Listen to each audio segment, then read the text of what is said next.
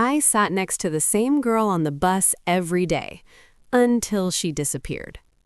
I'd never believed in fate, at least not until I started taking the 7:40 bus every morning.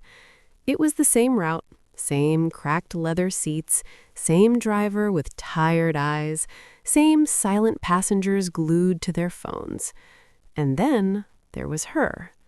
The first time I noticed her, she was already sitting by the window, third row from the back. Dark hoodie, headphones, a book resting on her knees. Not scrolling, not texting, reading. That alone made her different. I didn't mean to sit next to her. The bus was crowded. It was the only empty seat left. She glanced up when I sat down, just for a second. Her eyes were gray, not the bright kind, the quiet kind, like storm clouds before rain. I nodded awkwardly. She didn't smile, but she didn't move away either. That became our routine. Every morning at 7:40, same seat, same silence. I don't know when I started timing my day around her. I just did.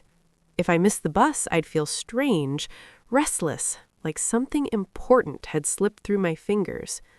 She always boarded one stop before mine, always alone, always with a different book. I tried reading the titles once. The Silent Patient, Rebecca, Gone Girl. That should have been my first clue, but I wasn't thinking like that then. I was just thinking about how peaceful she looked when she read. One morning, the bus braked too hard. She lost balance slightly, and her book slipped from her hands. I caught it before it hit the floor. Our fingers touched. Her skin was cold. "Thanks," she said quietly. That was the first time I heard her voice. Soft, careful, like she wasn't used to speaking. "I'm Alex," I said. She hesitated. Then, "Mila." Mila. After that, silence didn't feel so heavy anymore. We started talking in fragments. About books. About how mornings felt too early for human existence. About how the bus smelled like old coffee and regret. She had a dry sense of humor, the kind that appeared unexpectedly and disappeared just as fast. But she never talked about herself. Not really. Whenever I asked where she worked, she'd say, "Around." If I asked where she lived, she'd shrug. "Not far." Family? She'd just look back at her book. There was always something careful about her, like every word was filtered before it escaped. Still, the routine grew. We started saving the seat for each other.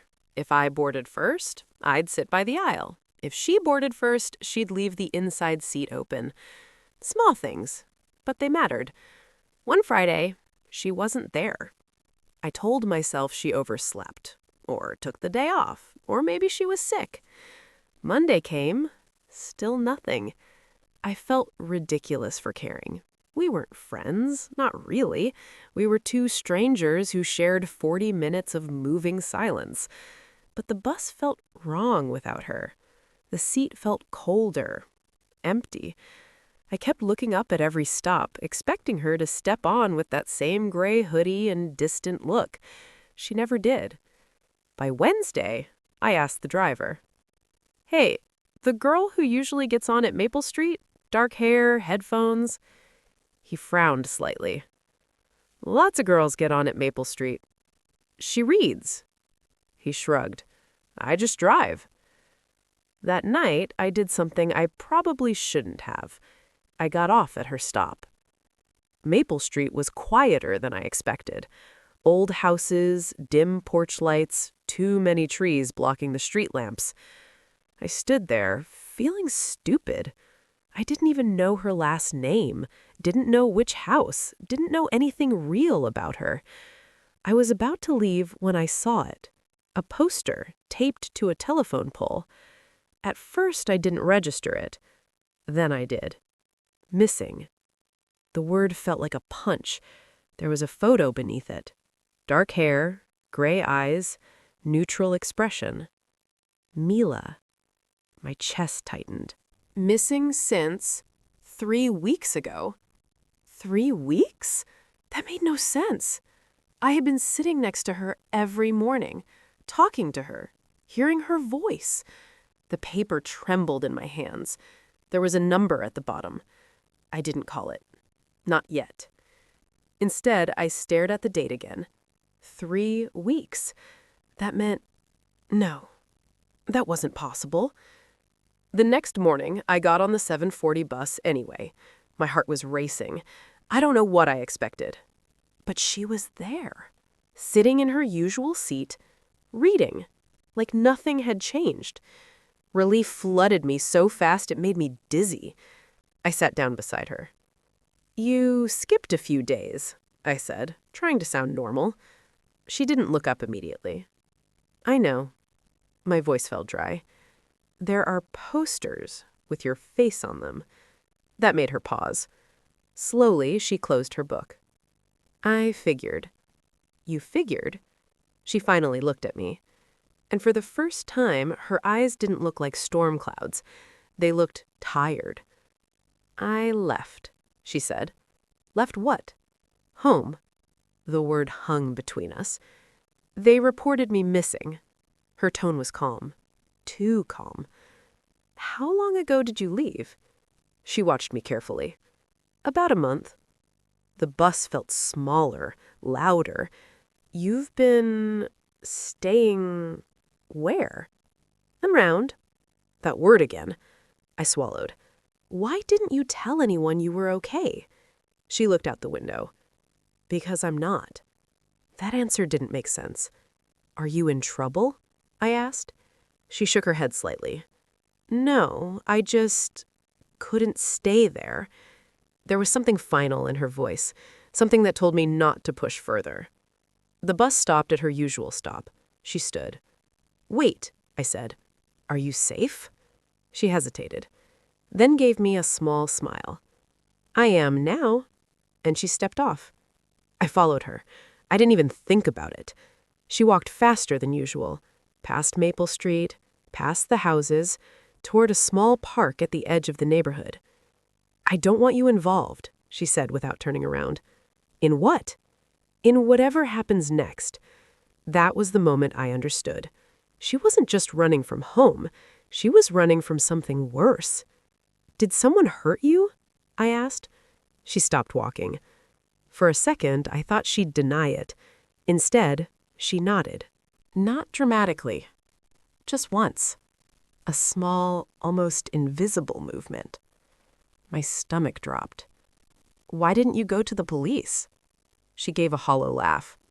"Because sometimes the people you're running from are very good at convincing others you're the problem." That hit harder than I expected. We stood there in silence. The park was empty, wind moving through bare branches. "You should call the number," she said quietly. "The one on the poster." "What?" "Tell them you saw me." My heart skipped. Why would I do that? "Because they'll keep looking otherwise." "You want to go back?" She shook her head. "No, I just need them to stop searching publicly." That didn't sit right. "You're not telling me everything." I never was. Honest. Brutally honest. She stepped closer. "Alex, sometimes disappearing is the only way to survive." I didn't know what to say to that. "I won't call," I said finally. Something changed in her expression. Relief. Fear. Gratitude. All at once.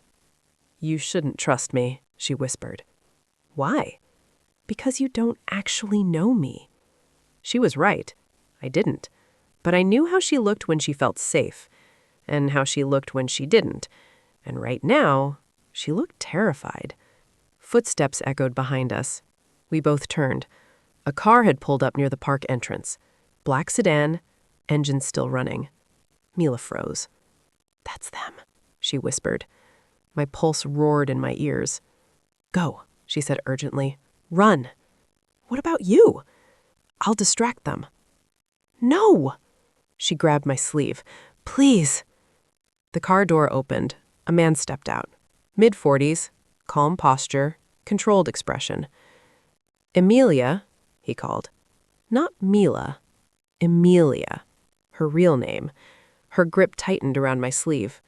"I told you," she breathed. The man's eyes shifted to me. Polite smile. "Thank you for keeping her company," he said. My instincts screamed. Everything about him felt wrong. "She doesn't want to go with you," I said. His smile didn't falter. "She's confused." Mila shook her head violently. "I'm not." The world narrowed to this moment. Bus rides, shared silence, gray eyes, missing posters, and now this. "You should leave," the man said to me.